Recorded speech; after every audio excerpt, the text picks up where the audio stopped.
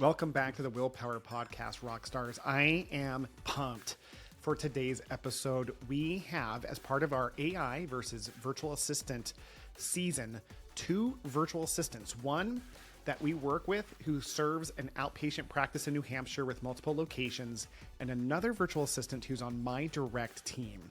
And we're interviewing them to get behind the curtain and understand every aspect of what it's like to be a virtual assistant. What are the highs, the lows, the challenges? What's it like working with Americans? All the different things that we don't think about when we talk about virtual assistants. And we're also going to get their take of artificial intelligence. Are they scared by it? Do they use it?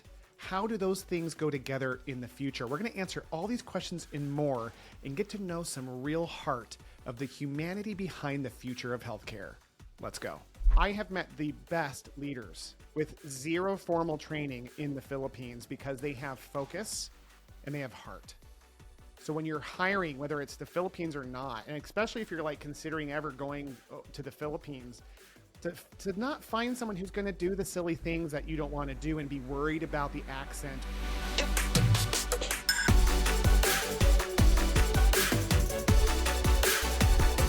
All right. Well, Andre and Joe, welcome to the Willpower Podcast. Let's have you guys introduce yourselves right out of the gate. Tell us about you and what you do professionally. Okay, I'm going to start it up. So, hi guys, my name is Joe.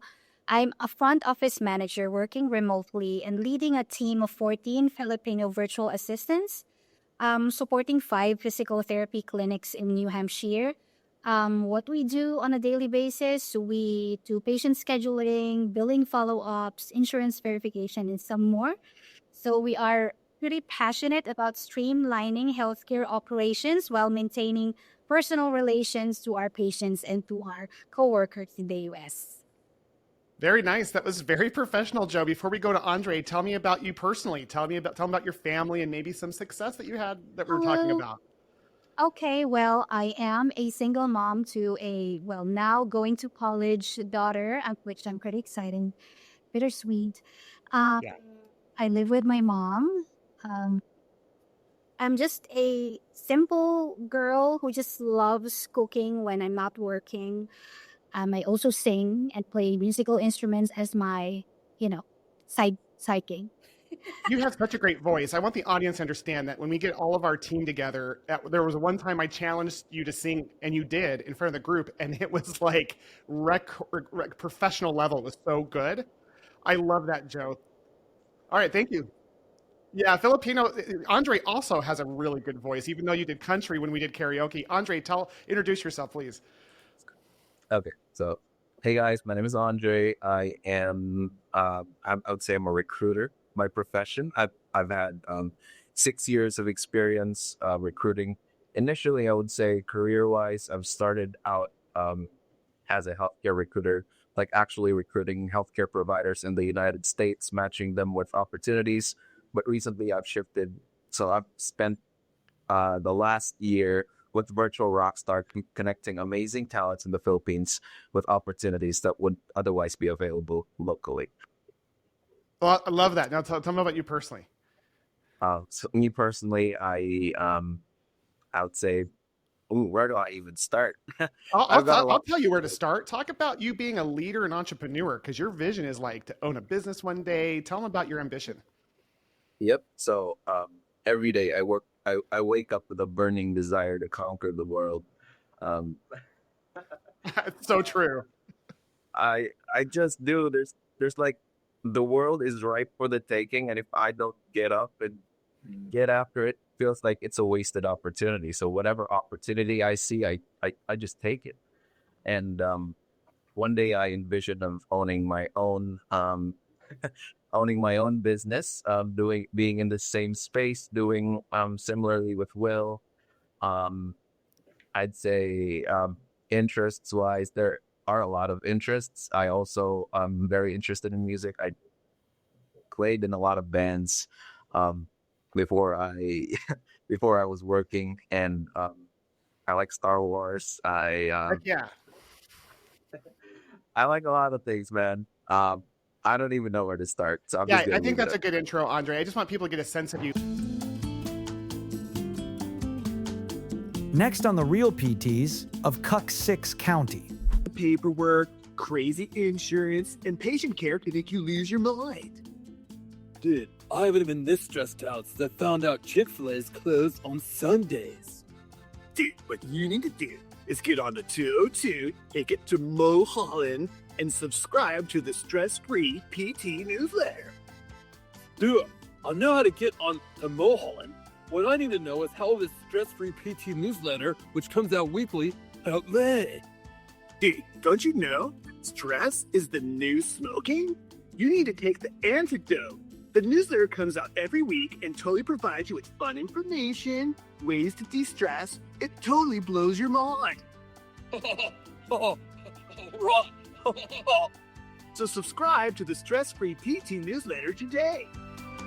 Stress PT Newsletter, made by PTs, for PTs. Launching on July 21st. I think it's going to get better than that. You nailed it.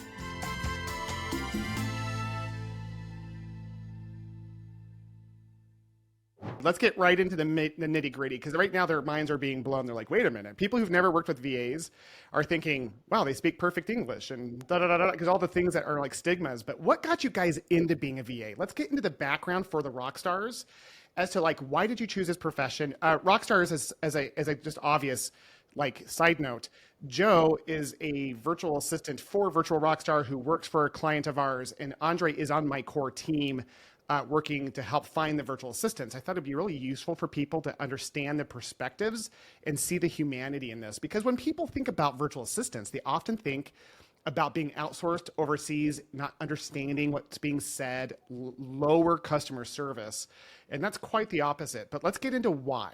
Why did you become a virtual assistant, and what drives you from a place of passion?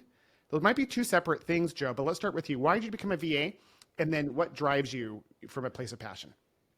Okay, well, for the longest time, I worked for a corporate company, though it's a BPO company for Australian clients. And then come pandemic, all the offices had shut down, didn't have much option.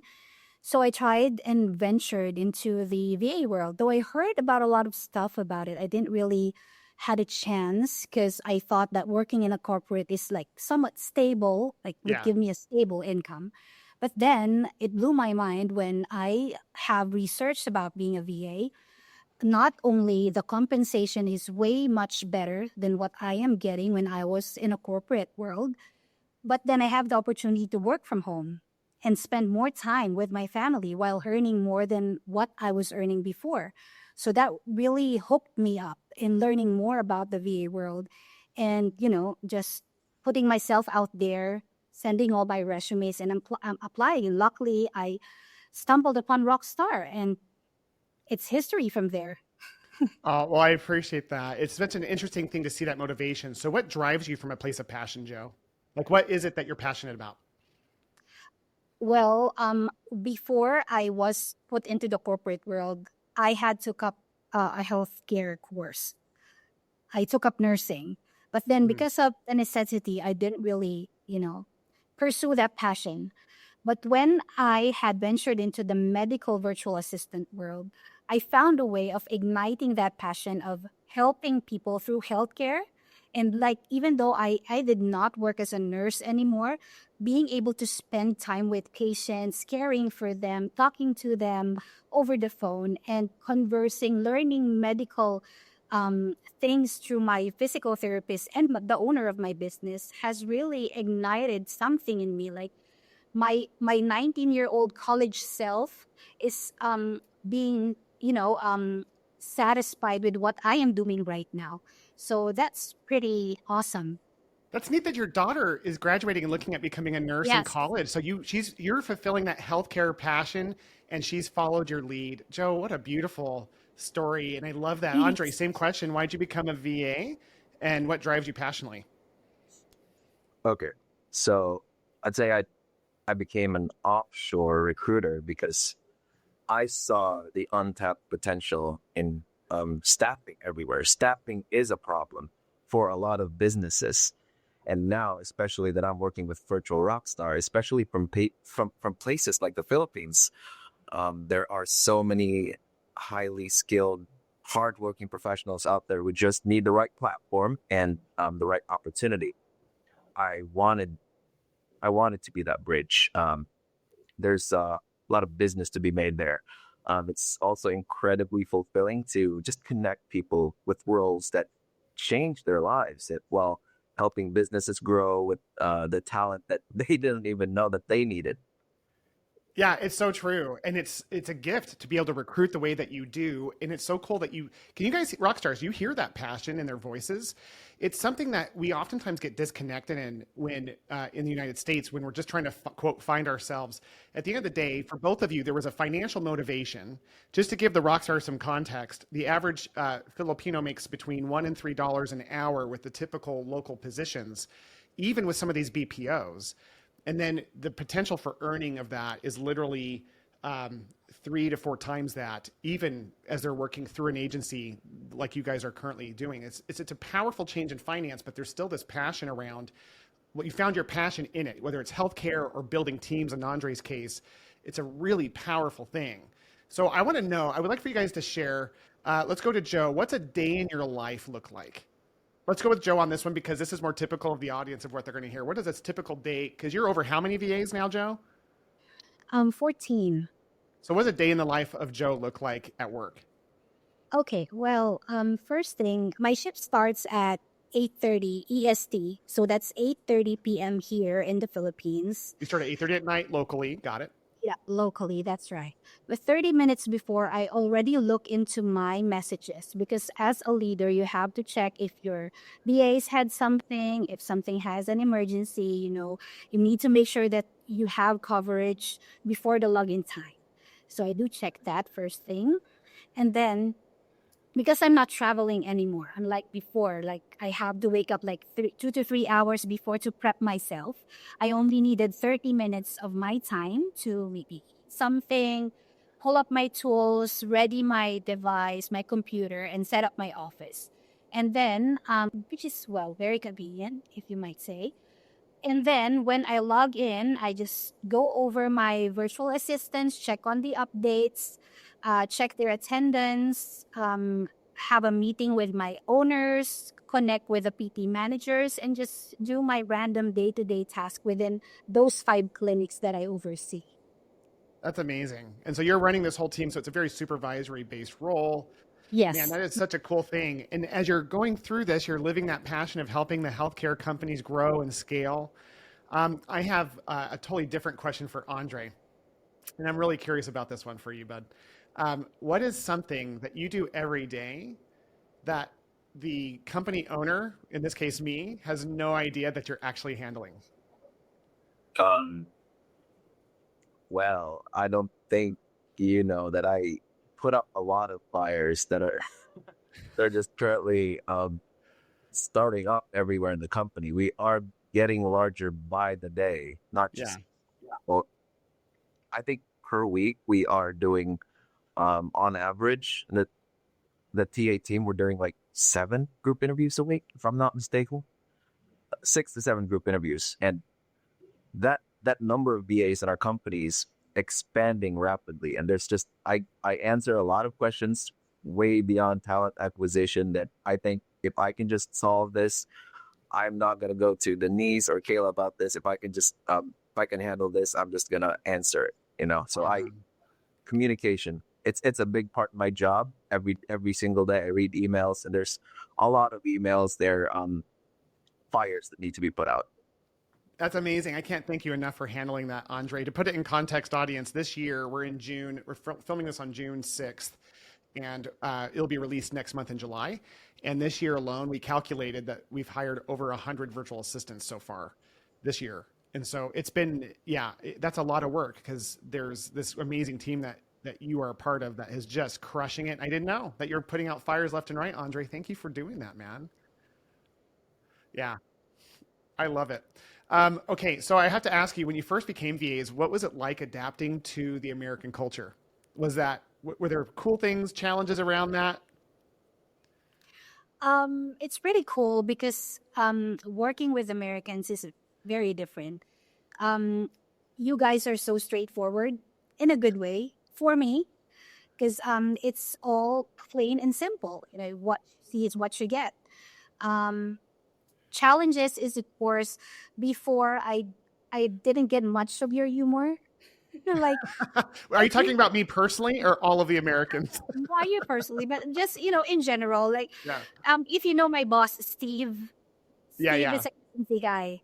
When he says something, I have to pause and think if I have to laugh or not. Then we quite some time to get his humor, but now we're pretty much okay. I do get his humor, so that's all good.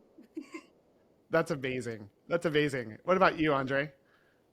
Well, me personally, 'cause since I grew up very westernized, being exposed to a lot of American media, video games, movies, and TV shows, I did not have such a hard time adapting to it. And I also have actually have an American friend that I speak with almost every day. So I guess it's not as hard for me to make an adjustment to it, especially since I've already been exposed to it and I've got a lot of relatives in America. But definitely there is like that little transition into, oh, is this appropriate to say? Is this is this crossing the line? Because sometimes Filipinos will really, really loose in our conversation. We say a lot of stuff that would be considered taboo in American culture. So it's definitely something you have to think twice before saying that. But over the years, I've gotten accustomed to it, like what to say, what not to say. Yeah, that's interesting, Andre. I almost want to ask you on air what those things are, but we'll get privately as to what those taboo things are. But for now, I'm going to stay with you on this one. I would like to know, and I'll ask both of you this. So I'll go to Joe after this. But Andre, what kind of growth have you personally experienced, like as a result of your current role? Like what's some of the personal benefit that you've gotten out of your role outside of money? Okay, that's exactly what happened to me when I first joined Virtual Rockstar. Since for the better part of my career, I have been doing, since there's a difference between recruiting and talent acquisition. For the better part of my career, I've been recruiting. Recruitment's just filling a hole, and that's what I did. I recruited nurses for travel contracts, and really the only reason for it was money, business. But now, since I've transitioned into Virtual Rockstar, it's more about hearing people, empathizing with them, knowing their story, and knowing what kind of personalities would go well with a client. It's been a game changer for me to do this instead of what I was doing before, because it's not just money that's the driving force in what I'm doing. It's a passion, and it's fulfillment. Every single day, it's very fulfilling knowing that I'm making a difference in the work that I do, not just with VAs, but also with our clients that are in the US struggling to make time for their family, struggling with their business, and it's really, really fulfilling for me. So that's the word today, fulfilling. Yeah, it's a ripple effect. Remember that conversation we had like almost a year ago. Yeah, I mean, both of you, this is true. Just because we're talking to Andre, you're meant for so many big things. Like your name is going to be well known, and it's because of that passion and that urgency. And I think there's so much like humanity to that aspect of it, Andre. I appreciate you saying that. Joe, what about you? Like, what's something that how have you personally grown from being a VA? The outside of money, like, of course you have way better like balance with your kids, and like, of course the money's better, but like, how have you grown as a person during this journey? I would copy Andre's word. It's just the sense of fulfillment. I was a VA for the first months that I entered Virtual Rockstar. During that time, I get to have like a conversation with my business owner, with the client or the clinic owner. It felt like I was not just an employee to her. Yeah. Like I felt that I am contributing to her business, that my ideas are being seen, my suggestions are being taken seriously. So that's something that, it gives me butterflies in my stomach just talking about it. Oh. It's because I haven't experienced that kind of boss and employee relationship before. And then when I got promoted into a manager handling 14 virtual assistants, that's a total different story. I get a sense of fulfillment handling Filipino virtual assistants who had that same feeling when I first entered Virtual Rockstar. They're earning way below, and now they're very thankful and very fulfilled with how they work. They have their work-life balance. So that's one aspect that I most feel the sense of fulfillment. And then again, the sense of fulfillment that my owners, Steve and Irene, they have their confidence in me. Like they would give me authority to make decisions in my level, in my department. And that's something that is very empowering as a virtual assistant. Even they're far away, they make you feel like you're something important in the business. And in return, I am very eager to make their business more and more, productive. And I want their business to expand more. I want to be with them when they call. So that's something that's very, very close to my heart. I can feel the butterflies again. Oh. Well, you guys are so amazing. And I can tell you this, that like for me on that end, it's so empowering to hear how this position is empowering you, right? Because I think, again, where people get it wrong when it comes to this idea of overseas help, whether it's called VAs or anything else, is that people are those companies oftentimes aren't taking in the humanity of the people on the other end of the phone. And when you're trying to do a business model where you're trying to get cheap labor, that's very different than working with leaders who have and creating new opportunities. And Rockstars, here's my experience. People in the States, we're talking healthcare practice providers, especially the PTs, OTs, and SLPs that I've worked with. They are, I think, some of the best employers or leaders for people in the Philippines, because no one gets into our industry for money, ever. Like, we are in it because of love and wanting to be leaders. We just need people who can support the vision. So the first time I hired someone overseas, her name is Anne. This was in 2021. I hired her through a company kind of like ours now. And there's a lot of good companies out there. I found this person and she cried when I hired her, and she was really open to like supporting me in everything I could. So I poured into her and she grew and made more money. And eventually she found a job making way more money somewhere else that I couldn't keep up with. And I just remember like that whole journey for me, Rockstars, that was more impactful than becoming a healthcare provider. And I don't say that lightly. Being a healthcare provider is still who I am. But the reason I'm so passionate about this is because it's so amazing to see both the practice owners get the kind of help that they desperately need while they're able to mentor and grow some of the best human beings on the planet. So it's really cool to see how that goes. What would you guys say are the biggest challenges of being a virtual assistant in your current roles? I'm really curious what Andre's going to say, but Joe, you go first. Okay, well, the challenge is, I would say the communication with the virtual assistants. Like if you don't have, because some of them are working in the provinces, we're not in the same city, even though we're in the same country, right? Yeah, a bunch of islands. So the communication, that's one of the biggest challenges at the start, because we don't know each other personally. We haven't seen each other personally face to face. So building a relationship with this virtual assistants is very important so that they can be open to me and I can be open to them. So that is one of the biggest challenges if you're leading a team of virtual assistants from my perspective. But once you encounter that barrier with communication, you get to know them personally, you share their passion, their vision, you know a little bit of the story of their family. They're more than willing to open up. And then you have like a synergized relationship within the team with the same goal.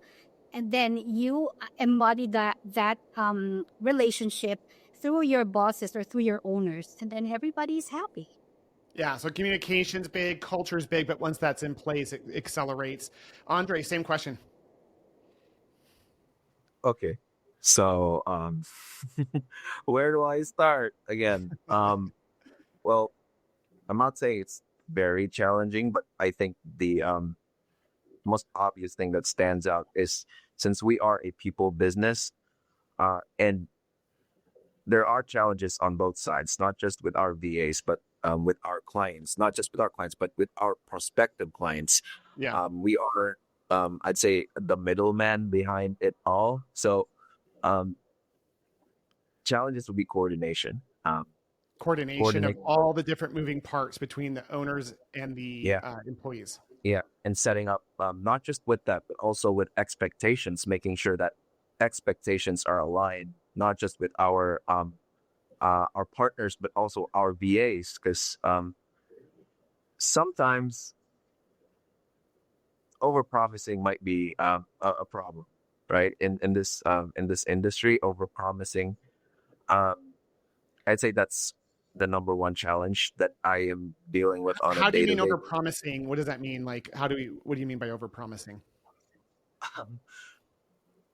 Let's just say our let's start from the VA side. So VAs, they on the interview they say more stuff than they can actually handle. Got it. I've seen this happen a lot of times, and also not just on our VA side, but with the partner side. I'd say this is not over promising; it's under promising. They initially hire them for a set of tasks that are just this, and that they end up doing a whole lot of other stuff. They become Like, super VAs where they're being hired for one thing, but then after they get hired, they're doing 30 things and they're overwhelmed. yeah, that thing doesn't fly well if it isn't the right person, because the VA might take it the wrong way. This is currently happening all over our company. Not to expose. No, I don't care. I don't want this to be a commercial for Virtual Rockstar. I really want this to be a raw, real episode for people because obviously I believe in our company, but I'm not trying to sell my services. This is just using what we in this topic of freedom, helping people understand the pros and cons. So like our problems are going to be maybe some of them are unique to us, but I'm guessing a lot of companies go through this. So like this thing that you're talking about is really important for people to hear.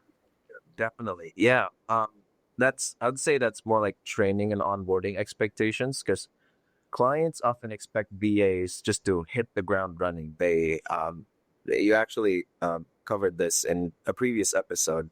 But every clinic or business, they have different systems. Misaligned expectations about training or responsibilities can cause frustration on both sides of this setup. Yeah, you're such a good salesman that you've gone from a place of when you've gotten recruits that you're ready to prep them for interview. You used to be able to like help them get ready for the interview and be like, hey, but now you're realizing like, no, just show up like you are. And let's try to get to the raw nature so that you don't oversell yourself. And then on my end, that's what I see as well is you have these owners who are like, I don't even know if I want a VA. And then it works out so well that they just start dumping on them. Like it's kind of this, and so you're in the middle, like you said, helping because we don't just like stop at hire. You're in there as well as Denise and others from our customer satisfaction team trying to resolve those issues. And VAs, I will say this, Filipinos, is it fair to say this? The culture of the Philippines is so respectful that sometimes it might challenge some VAs to be upfront with their employers. You're 100% on the money there, Will. We definitely avoid difficult conversations if we could. We're non-confrontational, and that could sort of present a problem because it's just gonna boil.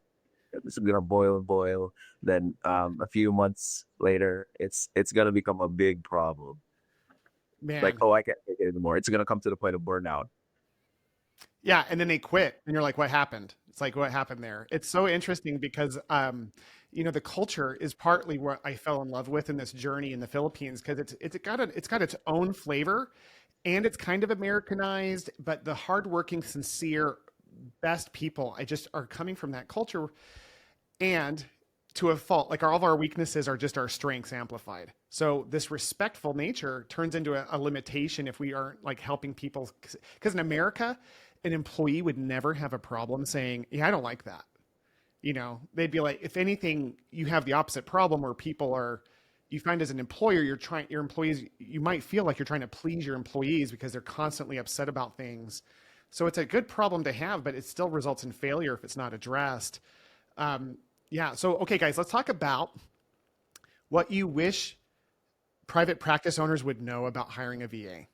Like, what would you want them to know as someone who's like getting started in this journey? What would you want them to know? Take your time. I'm going to start with Joe, but just what would you tell a potential person who's going to hire a virtual assistant? What would you want them to know about that experience?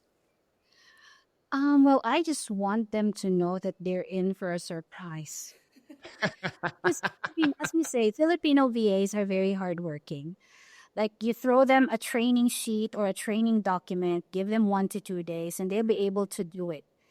We are very like self-studying, self-training. We're used to that. But I just wish for the owners to know that we are also looking for um, dynamics. Like, I know the clinical job is pretty routinary, Yeah. like to do the same task every day. There are several updates that would come up in the medical field, but not that much. So, like with my role, I have suggested to create programs for the VAs, like point of contact programs for each clinics, wherein I encourage one person every month to do a leadership role, like for the whole team, and Yeah. rotate every month so that it's not gonna be routinary for them. So it's something that I'm very grateful to Irene and Steve because all of my suggestions they take by heart. Yeah. They're So great leaders. Irene and Steve are phenomenal. yes, and when I suggested for us to have like an incentive program every month for a top performer VA, I did not, they did not second guess about it. They just loved the idea, and also came up with the same idea with the PTs. Right now, the physical therapists Oh, have fun. their own scorecards, and they have their awards, but their awards are brutal. Like with us, we only have the top performer. The PTs, they have their top and bottom performer.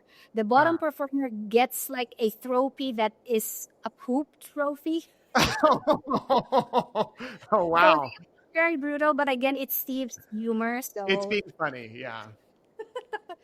there, I just wish that some of the owners would know that we are also looking for those kinds of, like a little bit of excitement apart from our routinary jobs every day. I So love that. Get ready for a surprise. And I think you said like trust, once you get a relationship established, to trust them. Be surprised that you can trust them and it will go well. Andre, what would you want the potential owners to know about this experience?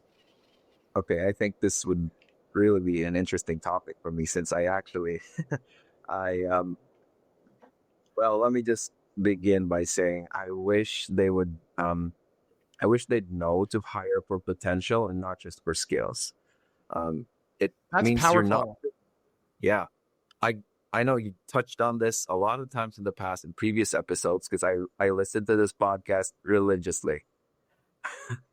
Every time I go on a walk, I listen to this. But anyway, it means you're not just checking off a list of past experiences, but you're actually looking deeper at someone's ability to learn quickly, grow into a role, adapt to challenges, and bring that fresh energy into a team.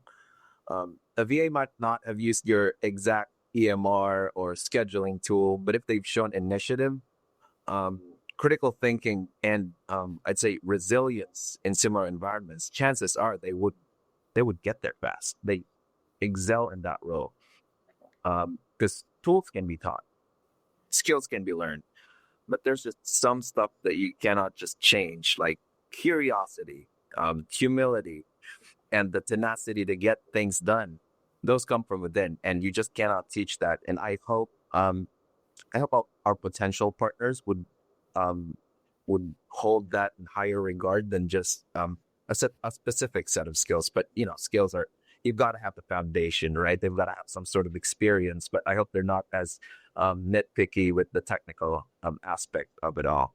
Andre, that was gold. Rockstars, I need to punch something really powerful that Andre just laid out. Listen to what he said, not even from just hiring someone overseas, but hiring in general. Hire for potential, hire for mindset and alignment with culture. Don't worry about skill set. And, Andre, it's interesting because I think that's the biggest takeaway, Rockstars, I want you to hear from Andre is like, these are people. These are human beings in the Philippines with unlimited potential. Rockstars, you've heard me say this before, and I'm going to say it again. And this is from my background being faith-based, is that if we are, in my world, children of God, and we have unlimited potential in life, and we can become creators because it's literally in our DNA, that isn't unique to any country. Those are man-made boundaries that are silly. This whole thing about humanity is what matters. I have met the best leaders with zero formal training in the Philippines because they have focus and they have heart. So when you're hiring, whether it's the Philippines or not, and especially if you're like considering ever going to the Philippines, to not find someone who's going to do the silly things that you don't want to do and be worried about the accent or whatever. I'm hoping these episodes are clearing that up in real time. What I hope you'll take from this is you hire for heart and potential, because I will tell you, and I'm not saying this to be nice, you are going to hear these people's names. You are going to hear Andre's name. I can say that more definitively because he's directly under my wing. You are going to know Andre. He is going to be a force to be reckoned with in this world, and that's why I hired him. So I did that. Look, I just really love that you say that, Andre, because I wish people would know that too, is that this is not just like offloading crap they don't want to do. It's about building the best team they could have ever dreamed of with the right people. And now it's starting to sound a little bit like a commercial, so we're going to shift gears to artificial intelligence. But it's how I feel. It's how I feel. It's what this is, and it's why I'm so passionate about it. So let's get into artificial intelligence. I'm really excited about going there with you guys, because I was told, this is true, that if I don't start looking at artificial intelligence as an owner of a virtual assistant company, that we're going to be dead in the water in 10 years. Some have said less time. I want to know how you guys are thinking about, let's start with Andre. So do you think that AI is going to replace virtual assistants? No, definitely not. I would say, no, definitely no. AI falls short on a lot of things. AI can't do a lot of things that VAs can do. But, moving forward, one of the biggest misconceptions right now is that AI is here to take your jobs. You should be scared. AI is here to replace people. But the truth is, especially when we're talking about virtual assistants, it's not about competition. It's more about collaboration. VAs who are really thriving right now are not scared of AI. They're the ones using it to really supercharge the productivity. Well, think about it. AI can help you draft reports, even something as simple as drafting an email, right? For marketing stuff, brainstorming content, summarizing long emails, generate leads, even handle really boring, repetitive admin tasks, things that would normally eat up hours upon hours. But now a VA can do all of that in minutes. So instead of replacing their role, AI would become a really powerful sidekick. It frees up the VA to focus on high value tasks like communication, strategy, and personal human touches that AI can't replicate. I'd say the VAs who would win in this space are the ones who treat AI like a tool and not as a threat. They're learning how to use it to their advantage, and that makes them 10 times more efficient and even more indispensable. So VAs free up the practice owners, right? Yeah. AIs free up the VAs. That's so cool. That factors in the whole equation. Seth, did you hear that? This is real time. I want this to be recorded, by the way, Seth. I want you as my creative specialist to hear that. Let's put that out there. So yeah, VAs free up practice owners, VAs free up practice owners, AIs free up VAs. That is so cool. Joanna, do you agree with that? Or I no? do. Feel free to 100%. disagree though. I do agree 100%. If I just would correlate it to what's happening right now within our clinic, we used ChatGPT. I encourage my VAs to use ChatGPT for emails. Why? Because our VAs are multitasking. They are receiving calls, doing welcomeware check-ins, and then answering to emails. So if it's a general email, like just asking for a schedule or something that is very general, they already have a template made by ChatGPT to respond to that, which helps them a lot, right? Right. But again, ChatGPT won't be able to respond if the patient would respond on a more personal level, like gonna ask for something specific within their schedule. So that's when the VAs would come in. Again, when I would quote what Andre said about the human touch. Yeah. So VAs would have the adaptability, flexibility, and of course the human touch and interaction in each of the tasks that we do. With Welcomeware, it's pretty automatic. When you put up the or the paperwork in the screen, the patient can just sign on the screen and something like that. But most of the patients, what we come for at the kiosk is the smiles of the VAs. How did I know that? Because of the survey in Welcomeware. Welcomeware has a survey. That's it. By the way, for those who are listening, Welcomeware is the company that we work with for kiosks. We're big fans. Yeah. Okay, so it's super great because they have a survey, and then the patients can write down what they think about their interaction with the VAs. So when we started, the patients were very skeptic about like the video interaction. But when they saw the, the personalized way, how the VAs talk to them, how would say, oh, I love your hat. How do you do today? And something like that. They feel a human interaction, even though we are far away or even though we're not in the clinics. So the AI tools, they make our life easier. But again, clinics won't survive without a human interaction, especially with patients. Yeah, I love that. My vision for this, and who knows for sure, but my vision for this is that the companies are going to have the healthcare providers, the owners, and then everything else will be AI through VA. And I love your vision of like, we did not chat about this before, audience, Rockstars. Like, I really wanted to know what they thought. I didn't know. And it's cool to see that they're using this as a tool. The AI is used as a tool to supercharge the VAs. So then, Andre, back to you. Like, Joe mentioned some of her tools. What are the tools that you love to use that are AI based? Well, not to be the back in my day guy. I usually, But back in your day. well, as much as possible, I don't use AI to drop my emails if I can help it. But if it's something that's really long, I would use AI. I just use Gemini to do stuff. Why Gemini over ChatGPT? Just out of curiosity, because those are similar products. That's free and faster, and it's like a similar. Do you know that I pay for the advanced Gemini version for our Virtual Rockstar? As a side note, you have access to the highest level of virtual. This might be, Seth, we might want to cut this, but just so you know, we have access to the highest level of Gemini. I don't know that. Yeah. We're paying for anything right now. I'm just very manual. The way that I source people, so there's this AI tool called Vivian. I'm not sure if you know that. It's a recruiting tool that just screens resumes for you. Oh yeah. Mm-hmm. Yeah, that's Vivian. Now, but you have to use, because you have hundreds of applicants for every open position that you hire for. You have hundreds of applicants, so you use some AI to help you screen. To some degree, yeah, but there's nothing beats like you just screening the resume, because sometimes there's a lot of times that AI gets it wrong, just picks up a few words and then calls it a good buyer. So what we use in our ATS, it's called Zoho. I'm pretty sure you know that you pay for it.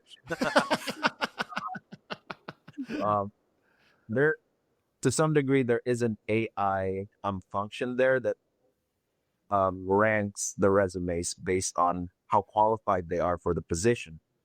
And I'm not sure how it does that, but sometimes I use it. I rank their resumes, but I would still need to use my human eye, my own discernment to judge these resumes based on how good they would fit for the role. Because AI doesn't catch stuff like longevity or, Yeah.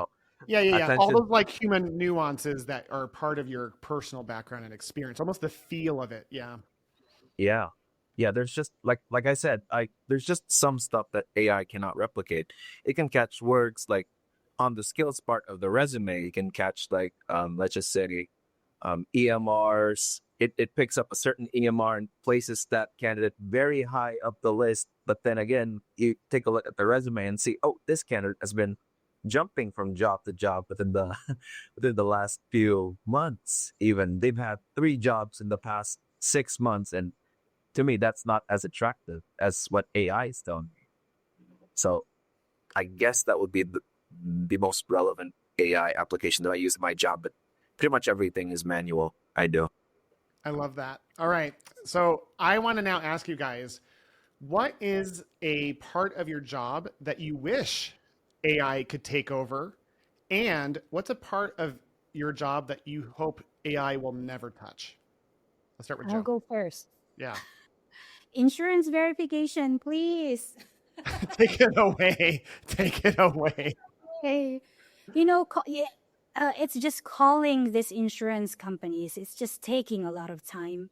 Oh, it's Like the it's horrible. the waiting line on the phone is like over 30 minutes. When in fact, if we have AI who would run insurance verification, can do it in a minute. So I really pray and hope that we do have an AI for insurance verification and authorization request as well. So that would take a lot of, the stuff from our shoulders.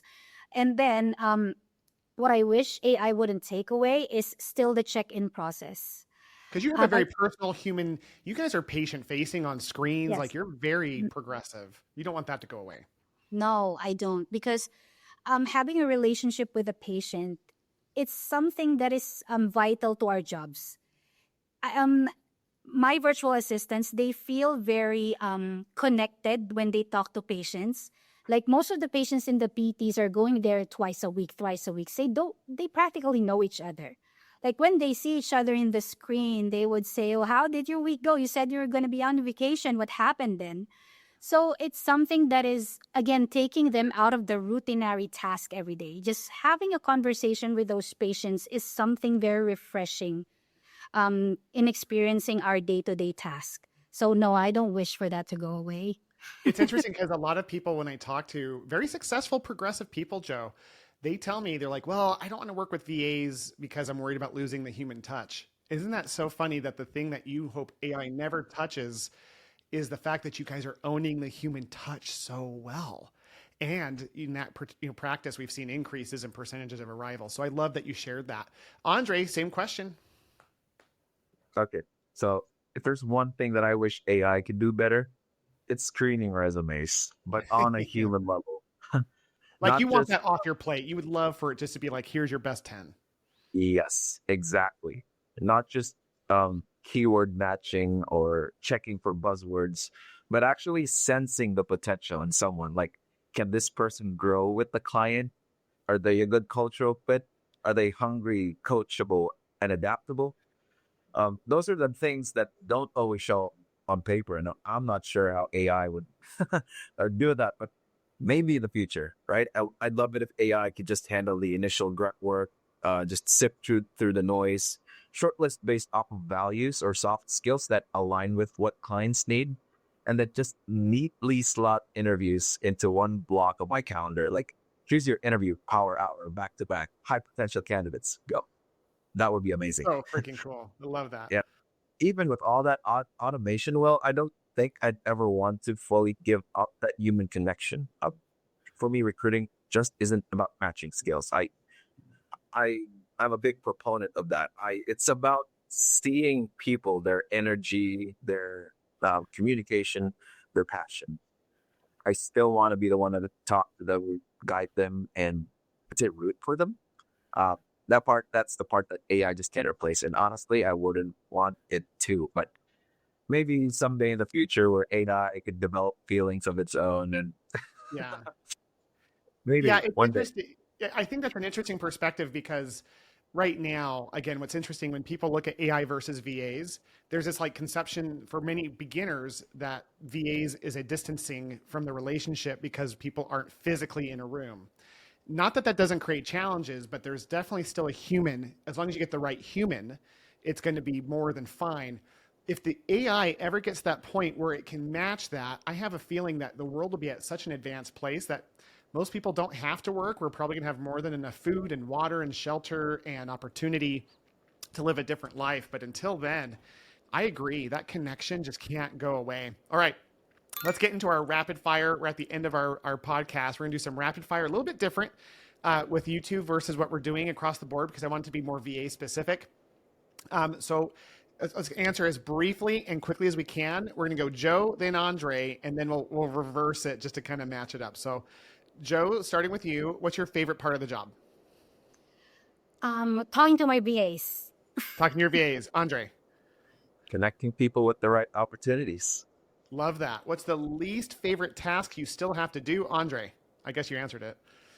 Same. Sometimes it might end up being a bad hire and have to do it all over again. Yeah, repetition in the work. Got it. Joe, what's your least favorite task you still have to do? You know it, insurance verification. Yeah. All right. What's the one thing that made you cry, happy or sad, since becoming a VA? Joe. Happy tears. But Happy what was one thing? What was one thing that made you cry? My VA telling me how much time she has now spent when she has a toddler. She has more time with her toddler. She's crying and just bawling. She can't believe she got a job like this. Wow. Andre. Okay, so this is not really rapid fire, but there's this one time where there's this VA that just thanked me. She was on our candidate pool for like 2 months, and then she told me that I really want to thank you because it's been months since we've had something decent to eat, and wow, that's so humbling to me. Wow. Wow, like that. Maybe I didn't cry like actual tears, but emotionally I was really humbled. I was like, oh, it's that kind of impact that we are putting out. Yeah, I love that. I'm going to answer it because I feel like I need you guys to know. For me, it was when I met you guys in person in the Philippines. That day, that night, I got on my knees and just thank God that I got a chance to meet you guys. All right, moving on. Number 18. Okay, let's get into this next question. Joe, if your practice owner is listening right now, what's one thing you'd want them? What would you like to say to them? I just want to thank them for letting me be a part of the organization, like really be a part of the organization. They gave me authorization. They gave me liberty to make decisions for the business. And I'm just so happy to be a part of it. Oh, Joe, that's great. Well, I am going to have to change that answer to that previous question. I just want to add something to that, Will. Yeah.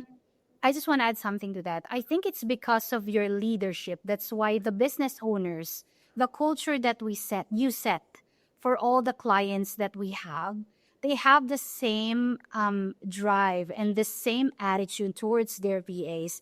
I think it's what sets our Rockstar VA apart. It's because you embody the culture with the clients, and the clients would also embody it through their VAs. That's why we feel so valued and seen.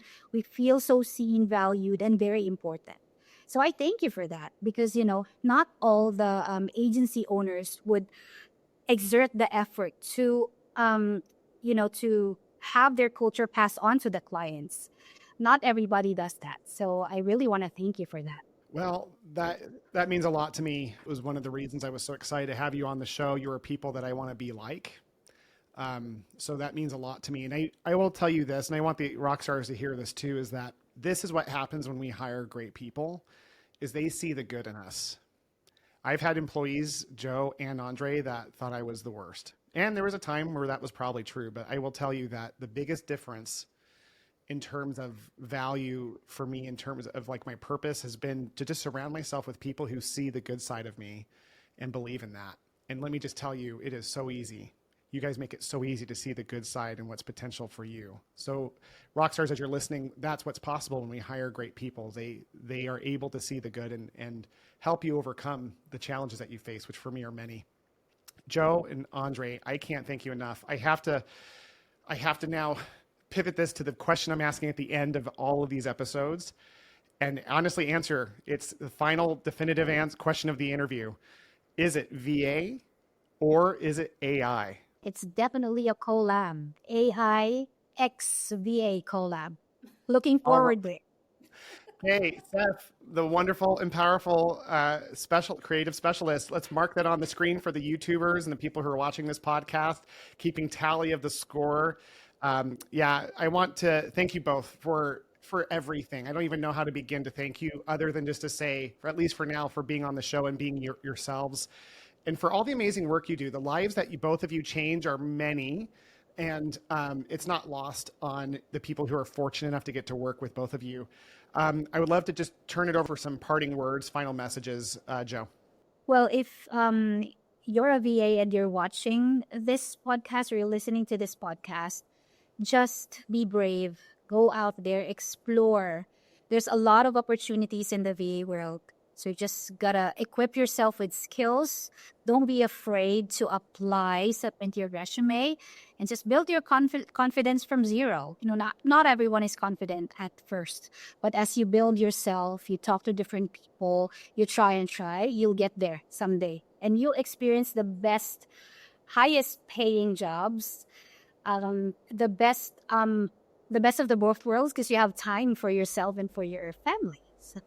Man. Such a great closing words. Thanks for tuning into the Willpower Podcast. As always, this is Will Humphreys reminding you to lead with love, live on purpose, and never give up your freedom. Until next time.